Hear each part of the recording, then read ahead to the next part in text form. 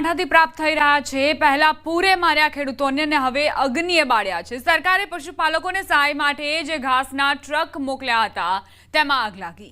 સુઈગામ તાલુકાના ખડોલ ગામની ઘટના વિસ્તારને અડકવાથી શોર્ટ સર્કિટ થતા ટ્રકમાં રહેલું સૂકું ઘાસ સળગ્યું। ગામ લોકોએ ટ્રકને નજીકના તળાવમાં નાખી આગ પર કાબુ મેળવ્યો। ઘટનામાં કોઈ જાનહાનિના સમાચાર નથી।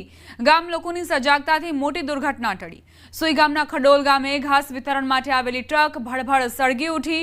સુઈગામ તાલુકાના વિસ્તારમાં જળ હોનારત સર્જાઈ હતી, જેને લઈને પશુઓ માટે ઘાસની તંગી ઊભી થઈ હતી। માટે સરકારે પશુઓ માટે સૂકા ઘાસની ઘાસડીઓ પૂરગ્રસ્ત વિસ્તારમાં ગામે ગામ વિનામૂલ્યે વિતરણ કરવા માટે પ્રયાસો કર્યા। ત્યારે ગત રવિવારે સુઈગામ તાલુકાના ખડોલ ગામે એક ટ્રક ઘાસની ઘાસડીઓ ભરીને પહોંચી હતી, પરંતુ ઘાસ વિતરણ કરાય તે પહેલા જ અચાનક કોઈ કારણોસર ઘાસની ઘાસડીઓ ભરેલી ગાડીમાં આગ લાગવા માંડી। ગામ લોકોએ પાણી નાખી આગ બુઝાવવાનો ઘણો પ્રયત્ન કર્યો, પરંતુ આગ પર કાબુ મેળવી શકાયો ન હતો। છેવટે ટ્રકને નજીકમાં આવેલ તળાવમાં ઉતારવામાં આવી અને આગ પર કાબુ મેળવાયો। જોકે ટ્રકમાં નાના મોટા નુકસાન સાથે તમામ ઘાસની ઘાસડીઓ બળીને ખાખ થઈ ગઈ છે।